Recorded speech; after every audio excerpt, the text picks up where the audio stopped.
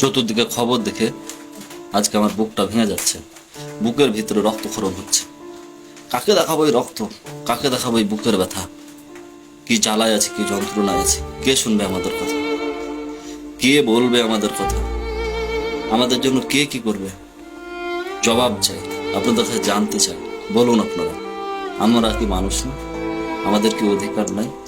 আমরা গাঞ্জা খাই, তাতে কি হয়েছে? বলুন, আপনাদের কাছে আমরা বিচার চাই। সবাই আমাদের ব্যবসা বন্ধ করে দিতে যাচ্ছে। তোমরা যে 24 সালে স্বাধীনতা আনলা, এই স্বাধীনতা, এটা তোমাদের স্বাধীনতা। আমরা একটু শান্তি মতো গাঁজা খেতে পারি না, আমাদের মাজারে বসে একটু গাঁজা টানতে দেয় না। আমরা কোথায় যাব? কি করব? আমরা কি খাবো? আমাদেরকে সব এখান থেকে মেরে পাঠায় দেওয়া হচ্ছে, আমাদের চুল কেটে ফেলা হচ্ছে, আমাদের গাঁজা খেতে দেওয়া হয় না। এই স্বাধীনতাকে আমরা চেয়েছিলাম? এটা কেমন স্বাধীনতা? কোন দেশে বাস করি আমরা?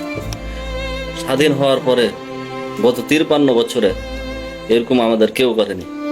আর এবার ছাত্ররা এসে ছাত্রদের সরকার গঠন করে আমাদের এই অবস্থা করা হচ্ছে। আমরা কি করব? আমাদের স্বাধীনতা বলে কিছু নাই। এখানে যে মাজারগুলা হয়েছে, ওগুলা কার মাজার? ওগুলো তো অলিয়া উলিয়ার মাজার। তার আমরা কি করি এখানে? আমরা তাদের তো দুটো সিদ্ধা করি, তাদের কাছে তো আমরা চাই, তারাই তো আমাদের দেয়। আর গাঁজা, এই গাঁজাটা যদি আমরা না খাইতে পারি, এই মাজার যদি ভাঙে দেওয়া হয়, আমরা গাঁজাটা খাবো কোথায়? বাইরে গাঁজা খাইলে তো পুলিশ আমাদের ধরে নিয়ে যাবে। মাজার একটা গাঁজা খাওয়া লাইসেন্স প্রাপ্ত যাবে। এইভাবে যদি আপনারা করেন, আমরা কোথায় যাব? আপনাদের কাছে আমাদের বিচার থাকলো, আপনাদের কাছে আমাদের দাবি থাকলো, আপনাদের বিবেকের কাছে আমার প্রশ্ন থাকলো। আপনারা বলেন, আমরা যারা এই সিদ্ধি খাই তারা কোথায় যাব? কেমনে বাঁচবো? কি করে থাকবো? বলেন আমাদের।